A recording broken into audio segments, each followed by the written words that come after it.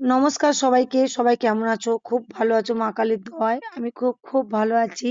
সকাল সকাল চলে যাচ্ছি ডেইলি ডিউটি যেটা করি, আর এখন থেকেই আমার ব্লগটা স্টার্ট করলাম। আর আজকের হচ্ছে শনিবার, দেখতে পাচ্ছ আজকের বাজারটা কি সুন্দর না? একদম সকাল সকাল রোদ বেরিয়ে গেছে। ভেবেছিলাম বৃষ্টি হবে, কিন্তু বৃষ্টিটা যে কবে নামবে জানি না। দু একদিনের মধ্যেই নামার সম্ভাবনা আছে, যেহেতু খবরে বলেছে। তার আগে আমাদের দোকানটা কাজটা অটোমেটিক শেষ করে ফেলি। তোমাদের এর আগের দিন দেখিয়েছিলাম যে দোকানটা কাজ হবে, কাজ দেখাচ্ছিলাম যে সবকিছু মানে হয়েছিল। আর আজকের একদম টোটালি মিস্ত্রি চলে এসছে। মিস্ত্রি বা চেনাশোনা মিস্ত্রি বাপি। বাপি আগে আমাদের বাড়িতেও কাজ করেছে, পাথরের কাজ করে, টালির কাজ করে, অবশ্য খুব ভালো করে। ও কিন্তু এখানে থাকে না।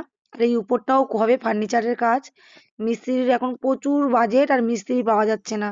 যেহেতু গরমকাল বর্ষাকালে মিস্ত্রি পাওয়া যায়, কিন্তু গ্রীষ্মকালে পাওয়া যায় না। যাই পারে হোক, এক আপাতত মানে টালির কাজটা করে নিই। নিচে আমরা টালি বসাচ্ছি, পাথর বসাচ্ছি না। ওরা কাজ করছে, আমি দেখে টেকে চলে এলাম। এসে এখনো মিস্ত্রি বা ঢোকেনি, মিস্ত্রি ঢুকবে, ওরা বালি টালি নিয়ে সব ঠিকঠাক করছে। আর এই যে আমি দোকানে এসে বসে আছি, আমার আর কাজ কি বলো? আমি তো ছেলেদের মতো অত কাজ করতে পারবো না। তোমার দাদাভাই আছে, শিমুল আছে, রাকেশ আছে, আর যে বাপি বলে যে ছেলেটা কাজ করবে, সে এখনো পৌঁছয়নি। ওর বাড়ি হচ্ছে আমার ছোট ননদের বাড়ির পাশে। খুব ভালো কাজ করে, এত ভালো কাজ করে ভাবা যায় না। আমার বাড়িতেও কাজ করেছে, তোমাদের বললাম কিছুক্ষণ আগে। তারপরে বসেছিলাম, যেহেতু শনিবার, লঙ্কা, লেবু, ফুল সবকিছু দিয়ে যায় একজন। আর ওই দাদাটা খুবই ভালো। সপ্তাহে এসে টাকা নিয়ে যায়, এত মানে ফুল দেয়। আমাদের তিনটে দোকানেই ফুল দেয়। এই যে বাপি চলে এসেছে, আর বাপির কাজ এত সুন্দর। অবশ্যই কমেন্ট করো, যদি ওকে তোমাদের দরকার লাগে আমি তোমাদের বলে দেবো ওর নাম্বারটা।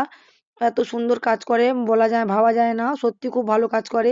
আর এই টালিটা পছন্দ করেছিলাম, আমাকে নিয়ে যাবে বলেছিল, কিন্তু আমি যাইনি। শিমুল গিয়ে পছন্দ করেছে। আর ওর বাবার পছন্দ ছিল সাদা, কিন্তু সাদা নিলাম না, কারণ জানো তো, মানে সবাই তো জুতো পরে উঠবে, আর দাগ হয়ে গেলে কতবার মুছবে বলো? যাই পারে, ওরা কাজ করছে, ওদের তো খাওয়া দাওয়ার ব্যবস্থা আমাকে বাড়ি থেকে করতে হবে, তার জন্য তাড়াতাড়ি বাড়ি চলে যাচ্ছি। সকাল থেকে কিছুই খাওয়া হয়নি, তাই একটু ছোটখাটো টিফিন হয়ে যাচ্ছে। চা করে নিলাম, দুধ চা ছাড়া তুমি খাই না, তোমরা আমার থেকে ভালো জানো। আর হচ্ছে ডিমের টোস্ট। ডিমের টোস্ট মানে ডিম ভাজা করে নিয়েছি, তাতে মুড়ি খাবো।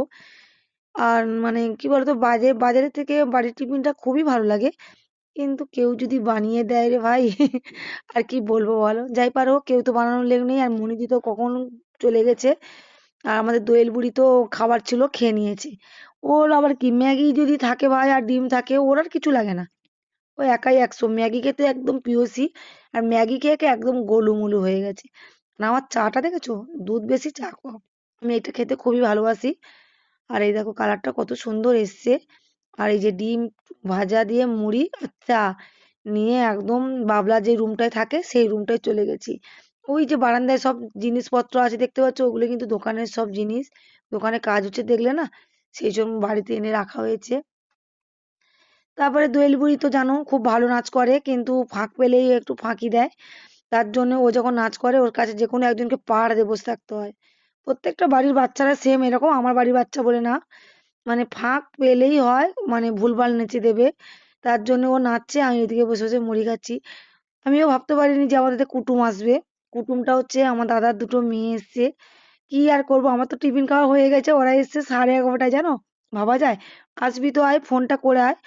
ওরা তো আর বলে আসেনি, হঠাৎ চলে এসছে, খুবই ভালো। আমি খুবই আনন্দ পেয়েছি, ওরা অনেক দিন পর এসছে।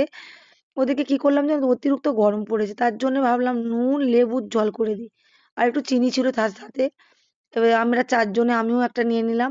আর নুন লেবু চিনির শরবত তো সবারই ভালো, আমরাও খুব ভালোবাসি। এই যে এই যে সব কটা, এই দুটো মেয়ে আর আমাদের দোয়েল বুড়ি এসেই টিকটক করতে আরম্ভ। এখনকার মেয়েরা স্কুল ছুটি দিয়েছে, টিকটকেই ব্যস্ত। তারপরে রান্না করেছিলাম ঝিঙে দিয়ে মাছের ঝোল, আর করেছিলাম একটু শুক্তো, আর আমের চাটনি। আর কিছু মেনু করতে পারিনি, যেহেতু মানে শরীরটাও খারাপ। আর 11টার সময় যদি দোকান থেকে আসি, আর এনার্জি থাকে বলো? তারপরে দোকানের মিস্ত্রিটা খাবে, তোমাদের বললাম। যাই পারো, বাপি খাবে না বলেছিল জোর করতে, বাপি বললো আচ্ছা খাবো। এই যে এক গামলা ঝোল করে নিয়েছি, কে কত খাবে গা? হ্যাঁ, আর বাপিদের জন্য ডিম ভাজা আছে। বাপি, তোমার দাদা ভাই, আর মানে বাবলা, ওদের জন্য ডিম ভাজা আছে। আর শিমুলও খাবে, বলতে ভুলে গেছি, শিমুলও খাবে। ওর জন্য আমাকে বলেছিল 3-4টে করতে, কিন্তু আমার আর শরীর টানেনি। ওই কারণে আমি আজকে অল্পই রান্না করেছি, জাস্ট 3টে তরকারি করেছি। হয়ে যাবে, আর ডিম ভেজে দিলে এনাফ, আর কিছু লাগবে না। আর আমরা এই যে বাটি করে সব তরকারিগুলো তুলে নিচ্ছি। বাটি করে তরকারি তুলে নিলে না খুব ভালো হয়, কেন বলো তো?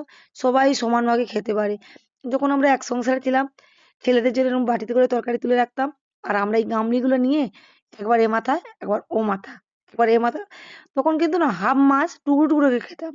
তাতেও না মনে আনন্দ ছিল, আর শান্তি ছিল। এখন যেন বেশি খেয়েও ভালো লাগে না। যাই পারে হোক, এই যে ওরা আবার এখানে কাজ করছে, সবাই দেখতে পাচ্ছ। কিন্তু আমি আর দোকানে বসছি না, বাবুরা এসছে আমাকে ধরেছে, পিসি আমাদেরকে ঘুরতে নিয়ে চলো। আমি একটু এই যে এই দোকানে এসছি, শিমুলিদের দোকানে।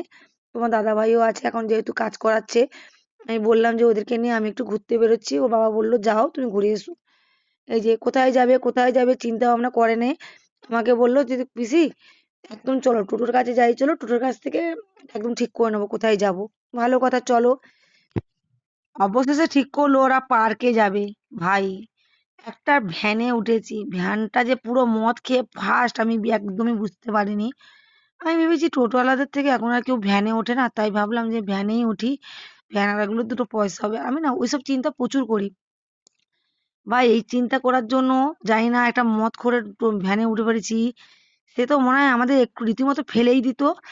বাধ্য হয়ে লাস্টে নেমে অন্য আবার টোটোতে উঠে আবার গেলাম পার্কে। আর পার্কে গিয়ে যা খুশি হলো ওরা, ওদের মতো আনন্দ মনে আমি পাইনি। আমি জাস্ট এক জায়গায় বসে আছি, বাবুরা আনন্দে আর কি করবে, চারদিক ময় দৌড়চ্ছে দেখো। আমার দাদার মেয়ে, ছোট মেয়েটা দেখতে যেন একদম শান্ত, কিচ্ছু জানে না, ভাজা মাছটা উল্টে দেয় না। ভাই ওটা বেশি বদমাস, আর ওইটা হেভি কেনবাজ, যেটা বলবে সেটা করেই ছাড়বে, মানে এইরকম। বড়টা ছিল, বড়টা এখন একটু বড় হতে একটু ঠিকঠাক হয়েছে। আর তারপরে দেখো আমরা ওখান থেকে বেরিয়ে গেলাম, 6টা বেজে গেছে। বাইরে না এত ভিড়ের চোটে এখন আবার নতুন করে এই গাড়িটা বেরিয়েছে, এতে উঠলে নাকি 30 টাকা করে। ভালো হোক, সবারই ব্যবসা হোক। আমরা রীতিমতো টোটোতে উঠে গেছি, আর বাইরে যাবে কিছু না খেলে বা ওদের তো হবে না, একটু ঝালমুড়ি কিনে নিল, একদম প্যাকেটগুলো। আমরা 4 জনে একটা টোটোতে উঠে পড়েছি। এই যে বাড়ির পথে রওনা দিয়ে দিয়েছে। শনিবার দোয়েল বুড়ি কিন্তু নাচ করতে গেছে, তোমাদের ক্যামেরাতে দেখানো হলো না। আর আমি একটু খাবার বানাবো বলে আজকে আর নাচে ক্লাসে গেলাম না। আজকে বাবুরা আমাকে ধরেছে, পিসি বিরিয়ানি খাবো, বাজারের খাবো না, তোমার হাতেরই খাবো। আমি বললাম যে আমি কোনোদিন করি না। না তুমি যেরকম পারো করবে। ফার্স্ট টাইম করেছিলাম, খুব একটা খারাপ হয়নি। দেখে মনে হচ্ছে খুবই খারাপ হয়েছে, কিন্তু খুব সুন্দর হয়েছে। এত সুন্দর মনে হয় বাজারে হয় না, ওরা খেয়ে যেটা বললো। বাড়ির খাবার যেমনই হোক সুন্দরই হয়। আর হ্যাঁ, তোমরা কে কোথা থেকে দেখছো অবশ্যই আমাকে কমেন্ট করো, আর লাইক করো, সাবস্ক্রাইব করো, আর একটু শেয়ার করে দিও। তোমরা পাশে থাকলেই আমার হবে, আর তোমরা যে ভালোবাসছো এটাই আমার কাছে অনেক বড় পাওনা।